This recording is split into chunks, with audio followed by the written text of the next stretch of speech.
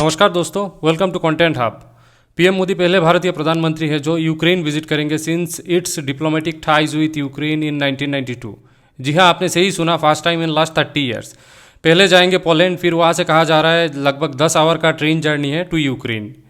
देखिए, इस train journey पहले US president Joe Biden, French president Emmanuel Macron, former UK PM Rishi Sunak, Canada PM Justin Trudeau और अभी नरेंद्र मोदी करेंगे। तो क्यों किया जा रहा है ये विजिट? What's the purpose? देखिए, फरवरी 2022 से यूक्रेन और रशिया का वार चल रहा है जो अभी तक ख़त्म नहीं हुआ, आप सबको पता है। तो Modi ji as a mediator जा रहे हैं वहाँ पे। क्वेश्चन तो ऐसे ही आता है ना, क्योंकि लास्ट मंथ को मोदी जी रशिया गए थे and just after 1 month Ukraine. But wait, Indian PM का विजिट का पर्पस थोड़ा अलग है। वीडियो के एंड तक मैं आपको पता चल जाएगा, मैं आपको बता दूंगा। देखिए, हुआ ये कि मोदी जी लास्ट मंथ जब रशिया गए थे, उसी दौरान रशिया के द्वारा यूक्रेन का कैपिटल कीव पे एक हॉस्पिटल है, वहाँ पे एक अटैक किया गया, एक एयर स्ट्राइक किया गया और कहा जाता है कुछ बच्चों की मौत हुआ है। और ये सब कुछ तब हुआ जब मोदी जी रशिया पे मौजूद थे। देखिए, इसी विषय को लेकर समिट हुआ। समिट के दौरान मोदी जी ने एक इमोशनल रिस्पॉन्स दिया टू पुतिन। और आप कह सकते हैं कि इन्होंने निंदा की इस विषय की, जो बच्चों की मौत हुआ हॉस्पिटल पे जब मोदी जी रशिया पे प्रेजेंट थे। देखिए, मोदी जी ने पुतिन को कहा कि बच्चों की मौत दर्दनाक है और मॉस्को एंड कीव अपना इशू डायलॉग के साथ भी सॉल्व कर सकती है। तो मोदी जी का विजिट का पर्पस रहेगा मोर ऑफ डैमेज कंट्रोल। आप समझ सकते हैं डिप्लोमेटिक इंटेंशंस, आप समझ सकते हैं। जब मोदी जी थे रशिया पे तब ये इशू हुआ, अभी देन 1 महीना बाद ही ये प्लान किया गया। तो इसका इम्पैक्ट क्या कुछ रशिया पे पड़ेगा? तुरंत 1 महीना बाद अगर मोदी जी अगर ऐसे जैसे जा रहे हैं यूक्रेन पे, तो इसका इम्पैक्ट तो कुछ पड़ना चाहिए। आइए देखते हैं आगे कि आगे इस वीडियो पे क्या होता है। देखिए, इंडिया और रशिया का रिलेशन बहुत ही स्ट्रांग है और ये आज से नहीं, बहुत पहले से। जब मोदी जी 2014 में देश के पीएम बने थे, तब से इन्होंने ये रिलेशन और ज़्यादा मजबूत किया है, चाहे वो इकोनॉमिक टाइज हो या डिफेंस। और आपने ये नोटिस किया होगा, रशिया ने जब से लार्ज स्केल पे इन्वेशन शुरू किया है यूक्रेन का सिंस फरवरी 2022, अब लगभग 2 साल से ऊपर हो चुका है, तब से लेकर आज तक इंडिया ने कभी भी क्रिटिसाइज नहीं किया रशिया का ये मूव। मोरोवर रशिया रॉयल का रिकॉर्ड तौर परचेज किया गया in spite of several sanctions from direct और इनडायरेक्ट फ्रॉम यूएस। और इसको लेकर जयशंकर साहब का एक फेमस सेंटेंस भी है, it must protect its own national interest first. तो रिसेंटली क्या हुआ, यूएस ने इंडिया को अर्ज किया कि इंडिया रशिया का जो स्ट्रॉन्ग बॉन्ड है उसको यूटिलाइज करे रशिया, और जो वार चल रहा है यूक्रेन और रशिया के बीच, वार को सॉल्व करने के लिए। रीज़न क्या है इसके पीछे?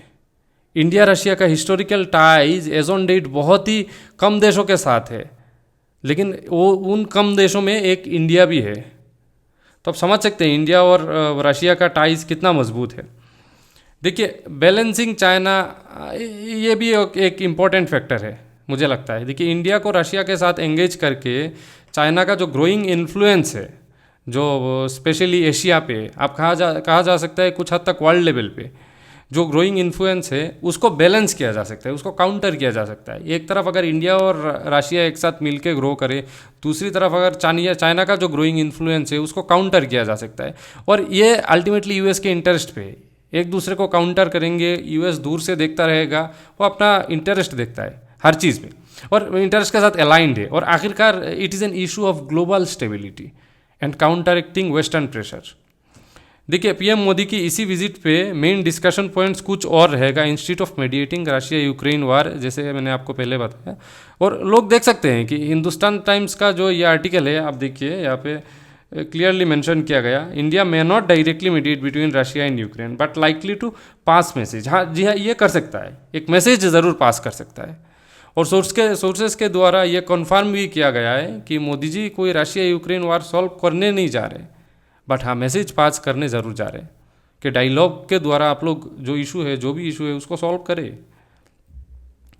देखिए, इंडिया का जो नेशनल सिक्योरिटी एडवाइज़र है, उनका प्रेसिडेंट जेलेंस्की के जो चीफ ऑफ स्टाफ है यारमार्क, तो यारमार्क जी के साथ उनका जब टेलीफोनिक कन्वर्सेशन हुआ, तब इन्होंने बोला कि Modi could play significant role in achieving peace in Ukraine. But मुझे नहीं लगता मोदी जी का विजिट का पर्पस ये रहेगा। पर्पस डायरेक्टली रहेगा बाइलेटरल टाइज और डैमेज कंट्रोल, व्हिच में include in investment to some extent humanitarian assistance, और आप कह सकते हैं कि more of people to people exchange and not more than that. देखिए, other than this discussions mediator का रोल प्ले शायद मोदी जी नहीं करेंगे। ये मैं क्यों कह रहा हूँ? देखिए, मेरा इस कहने का पीछे जो रीज़न है, 2023 को हिरोशिमा जापान पे जो G7 समिट हुआ, उसके यूरोपियन यूनियन को पहले वहाँ पे शामिल था, फिर रशिया को कभी कभार इनवाइट किया जाता था। आपकी जानकारी के लिए बता दूँ, पहले जो G7 कंट्रीज़ है, ये मतलब अभी तो G7 है, पहले G8 कहा जाता था।